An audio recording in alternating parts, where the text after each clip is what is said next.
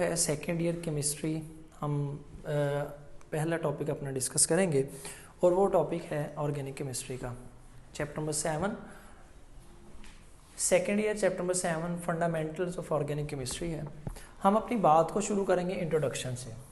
अगर इंट्रोडक्शन की बात की जाए कि ऑर्गेनिक कंपाउंड्स क्या हैं, तो उसमें हम जो अपनी बात शुरू करते हैं वो करते हैं जी इसकी डेफिनेशन से कि ऑर्गेनिक कंपाउंड्स की डेफिनेशन क्या होगी। अब ऑर्गेनिक कंपाउंड की जो डेफिनेशन आती हैं वो हमारे लिटरेचर में दो डेफिनेशन मौजूद हैं, एक ओल्ड है और एक मॉडर्न है। अब ओल्ड डेफिनेशन ये है कि ऐसे तमाम कंपाउंड जो कि जानदारों से हासिल होंगे, obtain from the living things, हम उनको ऑर्गेनिक कंपाउंड कहेंगे। अब मॉडर्न डेफिनेशन जो है उसमें फिर प्रॉपरली एक्सप्लेन किया गया, उसमें तीन बातों का ख्याल रखना है। पहली चीज़ कि ये कोवलेंट कंपाउंड्स होते हैं, आयनिक कंपाउंड नहीं होते। जितने भी ऑर्गेनिक कंपाउंड होंगे वो सारे कोवलेंट होंगे। आयनिक करैक्टर हो सकता है, कंपाउंड प्योरली नहीं होते वो। अगली बात, दूसरी बात ये कि इसमें हाइड्रोकार्बन्स होते हैं, ये हाइड्रोजन और कार्बन के मिलने से बनते हैं। तीसरी चीज़, या उनके डेरिवेटिव्स होंगे। तो तीन लफ्ज़ याद रखिएगा, मॉडर्न डेफिनेशन में कोवलेंट कंपाउंड्स होंगे, हाइड्रोकार्बन्स होंगे या उनके डेरिवेटिव्स होंगे। अब डेफिनेशन देख लें, the covalent compounds of hydrocarbons and their derivatives are known as organic compounds. अब हाइड्रोकार्बन को समझने के लिए मैंने एक छोटी सी एग्जांपल आपसे शेयर की मीथेन की। मीथेन का स्ट्रक्चर देखें, इसमें कार्बन और हाइड्रोजन ही है। कोई भी ऐसा कंपाउंड जो सिर्फ दो तरह के एलिमेंट से मिलके बने उसको बाइनरी कहते हैं, और अगर उसमें दो एलिमेंट जो हैं वो कार्बन और हाइड्रोजन है तो आप उसको हाइड्रोकार्बन्स का नाम देंगे। तो ऐसे कंपाउंड जो सिर्फ और सिर्फ कार्बन और हाइड्रोजन के एलिमेंट के मिलने से बनेंगे हम उनको हाइड्रोकार्बन्स कहेंगे। डेरिवेटिव का मतलब उर्दू में तो होता है माखूज। माखूज यानी कि नई बनी चीज़। हम इसी मीथेन से एक नया मॉलिक्यूल बनाएंगे। कैसे? ये मीथेन था, हमने इसका एक एच उतार दिया, ये मिथाइल बन गया। ये नॉमेनक्लेचर का जब टॉपिक आएगा तब इंशाल्लाह हम इसको डिस्कस करेंगे। तो ये मिथाइल बन गया। अब ये जो लाइन है ना, इसको आपने लाइन नहीं पढ़ना, ये बेसिकली कोवलेंट बॉन्ड का सिंबल होता है जो हमने फर्स्ट ईयर में पढ़ा हुआ है। ये इसका एक बॉन्ड फ्री हो गया है क्योंकि 4 एच लगे थे, एक एच उतार दिया तो एक बॉन्ड फ्री है। अब इस मिथाइल के आगे आपने लगा दिया क्लोरीन, तो अब हम नाम देंगे कि ये मिथाइल क्लोराइड बन जाएगा। अब देखें, ये हाइड्रोकार्बन था मीथेन, और ये जो मिथाइल क्लोराइड है ये इसका डेरिवेटिव था।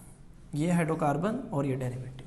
तो डेफिनेशन पूरी होगी with example, covalent compounds of hydrocarbons and their derivatives are known as organic compound. अच्छा जी, सवाल ये पैदा होता है कि ओल्ड और मॉडर्न डेफिनेशन की ज़रूरत क्यों पेश है, क्यों इनके दरमियान गैप आ गया कि पहले हमने एक पुरानी डेफिनेशन की, आज हम उसकी एक मॉडर्न टाइप पढ़ते हैं। उसमें मेन जो फोकस है वो है जी वाइटल फोर्स थ्योरी का। वाइटल फोर्स थ्योरी जो थी ये एक कंसेप्ट था। हुआ ये कि ऑर्गेनिक कंपाउंड जो थे इनको बनाने की कोशिश की मुख्तलिफ साइंटिस्ट ने, कई सैकड़ों साइंटिस्ट इसमें कोशिश करते रहे, लेकिन वो बावजूद कोशिश के हमेशा नाकाम रहे, बनता ही नहीं था। यूरिया था, बन ही नहीं रहा।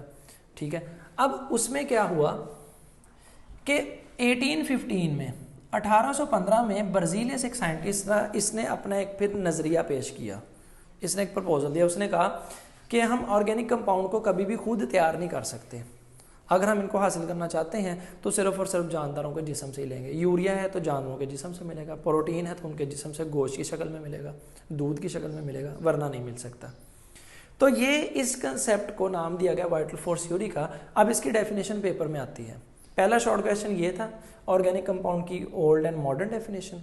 सेकेंड शॉर्ट क्वेश्चन ये है कि वाइटल फोर्स थ्योरी क्या थी, तो आप कहेंगे प्रपोज्ड बाय द ब्राज़ीलियस। ब्राज़ीलियस ने पेश की इन 1815 में।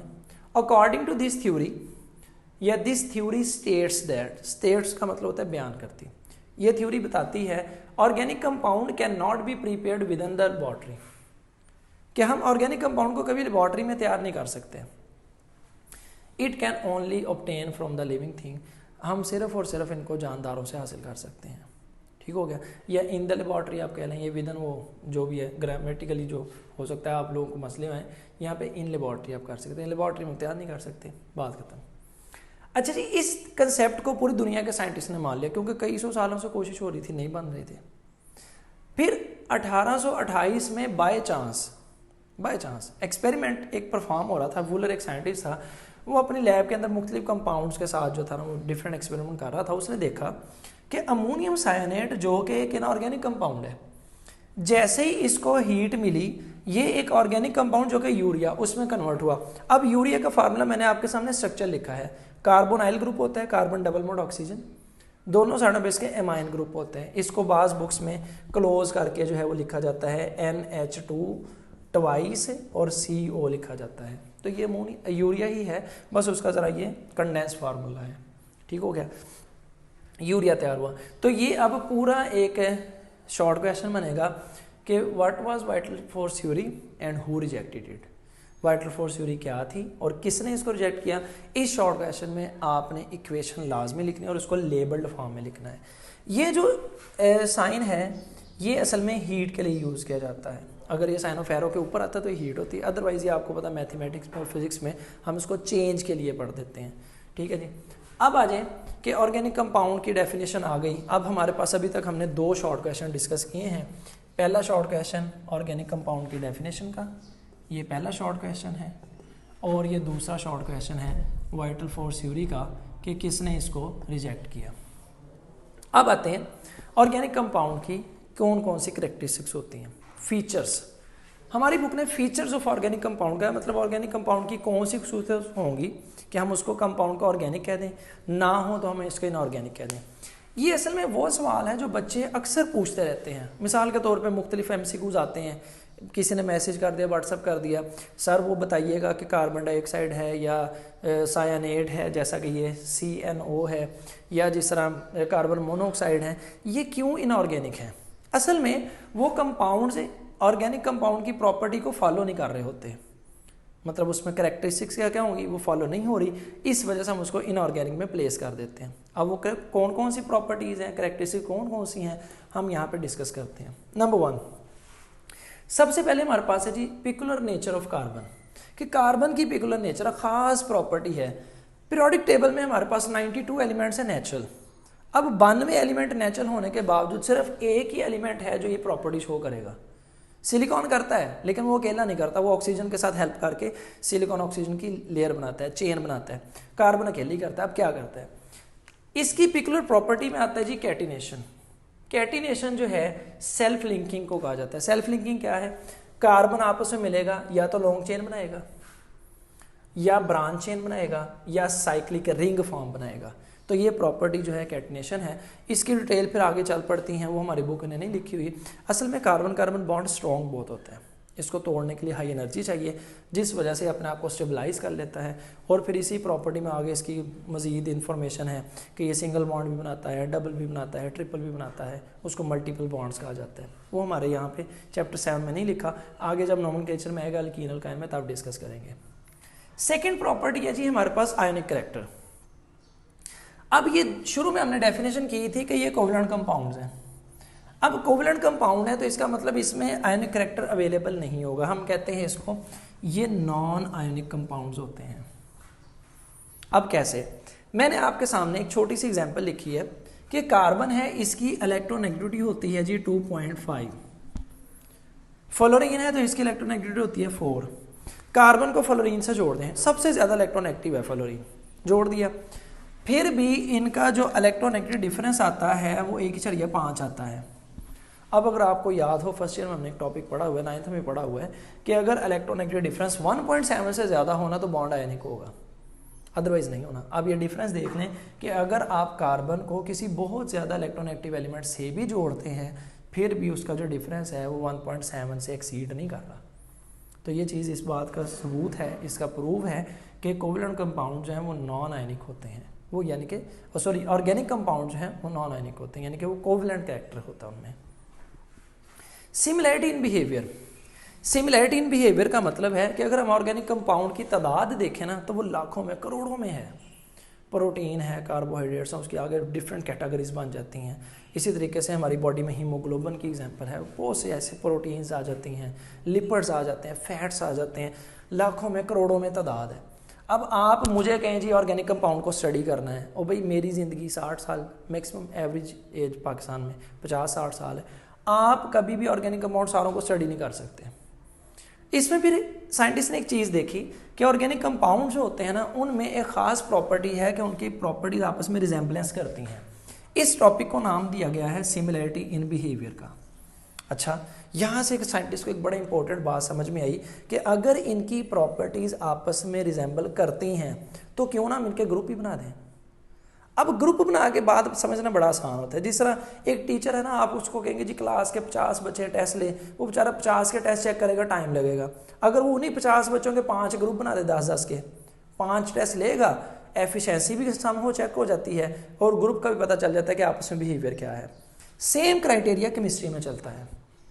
केमिस्ट्री में हम ऐसे तमाम कंपाउंड जिनकी प्रॉपर्टीज आपस में रिजेंबल करती होती हैं, उनकी होमोलोगस सीरीज बना देते हैं।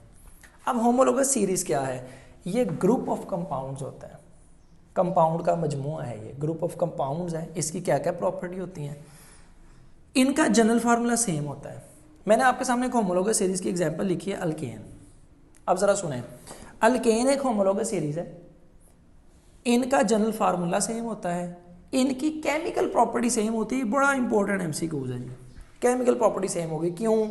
केमिकल प्रॉपर्टी जो सेम होती है उसकी वजह यह है कि इस होमोलोगस सीरीज में सेम फंक्शनल ग्रुप होता है।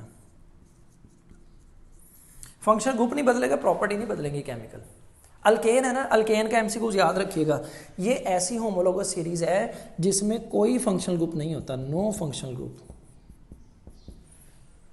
ये अल्केन की खसूसियत, इसमें फंक्शनल ग्रुप ना होना ही इसकी कैरेक्टरिस्टिक्स है। जबकि अल्कीन है ना, उसमें carbon double bond functional group है, अल्काइन में कार्बन ट्रिपल बॉन्ड, अल्कोहल में OH होता है, वो नोमेनक्लेचर में इंशाल्लाह डिस्कस होगा। अब general formula same, chemical property same due to same functional group. और आखिरी चीज़ बड़ी इंपॉर्टेंट है, फिजिकल प्रॉपर्टीज डिफरेंट होती हैं। क्यों डिफरेंट है? अब अल्केन है, अल्केन में आप लिख रहे हैं जी कि आपके पास मीथेन है और ईथेन है, CO2H6 है। अब मीथेन का मॉलिक्यूलर मास है कम, ये छोटा मॉलिक्यूल है, ये बड़ा मॉलिक्यूल है ईथेन, ये छोटा है, ईथेन बड़ा मॉलिक्यूल है। छोटे मॉलिक्यूल का फैलाव कम है, बड़े मॉलिक्यूल का फैलाव ज़्यादा है। तो फिजिकल प्रॉपर्टी जैसा कि बॉइलिंग पॉइंट है, मेल्टिंग पॉइंट है, इनकी पैकिंग, आपस में इंटरेक्शन, वो जो फर्स्ट ईयर में आपने टॉपिक पढ़े हुए हैं, डाइपोल डाइपोल इंटरेक्शन, ये लर्नर डिस्पर्शन फोर्सेस, वो सारी बदल जाती हैं।